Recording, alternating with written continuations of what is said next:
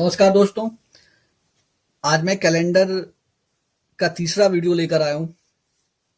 और जैसा कि दो वीडियो में मैंने आपको काफ़ी रोचक बातें मैंने बताई थी कैलेंडर के बारे में, और आज भी मैं कोशिश करूँगा कि एक बहुत ही अच्छी बात कैलेंडर के बारे में बताऊं, जो अक्सर आप लोग ध्यान तो देते हो, लेकिन उस वो कैसे आता है, उसका आंसर किस तरीके से ऐसा होता है वो पता नहीं चल पाता है।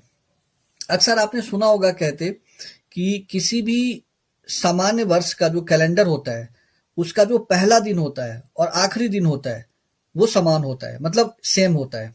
मतलब ऐसा मान लो कि किसी भी सामान्य वर्ष का जो पहला जनवरी 1 जनवरी का जो दिन होगा, मान लो सोमवार है, तो 31 दिसंबर को भी सोमवार ही होगा। ऐसा सुना होगा आपने या आपको पता भी होगा।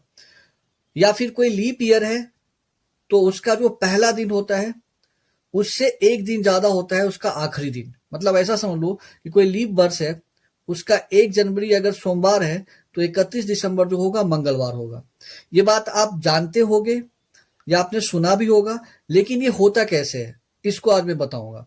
तो शुरुआत करते हैं इसी से।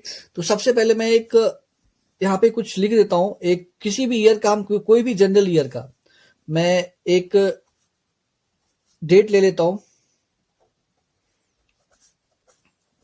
सामान्य वर्ष का। जैसे मैंने ले लिया 1 जनवरी 2009 ले लिया, ठीक है। 1 जनवरी 2009 ले लिया, और ये दिया हुआ है, मुझे पता है, मैं रैंडम ले लेता हूं कि ये मंडे है, ठीक है, ये सोमवार है। तो 31 दिसंबर 2009 को ही क्या होगा। तो देखो, एक बात तो मैंने अभी बताया आपको कि अगर मंडे है तो मंडे ही होगा किसी भी सामान्य वर्ष में। सामान्य वर्ष कैसे पता चला? क्योंकि ये जो है 4 से भाग नहीं लग रहा है, तो इसका मतलब ये सामान्य वर्ष है। इस वर्ष में 4 का भाग नहीं लग रहा है तो सामान्य वर्ष है। तो एक ही जैसा होगा पहला दिन आखिरी दिन उस वर्ष का कैलेंडर में। तो कैसे होगा? तो देखो क्या होता है, मैं आपको बताता हूं एक बात। किसी भी सामान्य वर्ष में जो दिनों की संख्या होता है ना, वो होता है 365, ठीक है, 365। अब एक बात बताओ, एक दिन तो निकल गया जो दिया हुआ है, 1 जनवरी को तो दिया हुआ ही है, मंडे है, तो हम इसमें एक को घटा लेते हैं, तो बचा कितना? 364, ठीक है। अच्छा, अब आपको पता है कि कैलेंडर में कुछ भी निकालने के लिए हमें क्या करना पड़ता है? 7 का भाग देना पड़ता है, क्योंकि एक हफ्ते में 7 दिन होते हैं। तो 364 में अगर हम 7 का भाग दें, ठीक है, तो 7 का अगर हम भाग देते हैं तो आप ध्यान से देखना, यहां पे जो आ रहा है ये रिमाइंडर, ये 0 आ रहा है। शेषफल क्या आ रहा है? 0। ये रिमाइंडर 0 है, ठीक है, रिमाइंडर 0 आ रहा है। रिमाइंडर को ही हम लोग ऑड डेज कहते हैं कैलेंडर में, ऑड डेज और एक्स्ट्रा डेज भी कहते हैं, एक्स्ट्रा डेज भी कहते हैं, करेक्ट।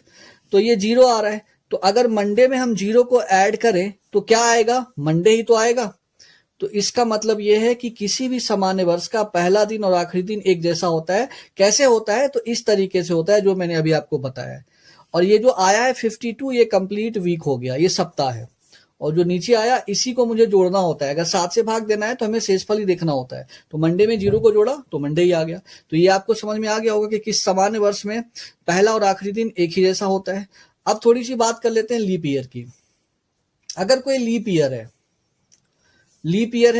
तो लीप ईयर में एक लीप ईयर का ईयर ले लेता हूं, कैलेंडर ले लेता हूं। जैसे मैंने ले लिया 1 जनवरी 2012, और ये है मंडे, ठीक है। रैंडम मैंने लिया है, एग्जैक्ट आप चेक मत करना, मैंने रैंडम कोई डे ले लिया। तो 31 दिसंबर 2012 क्या होगा?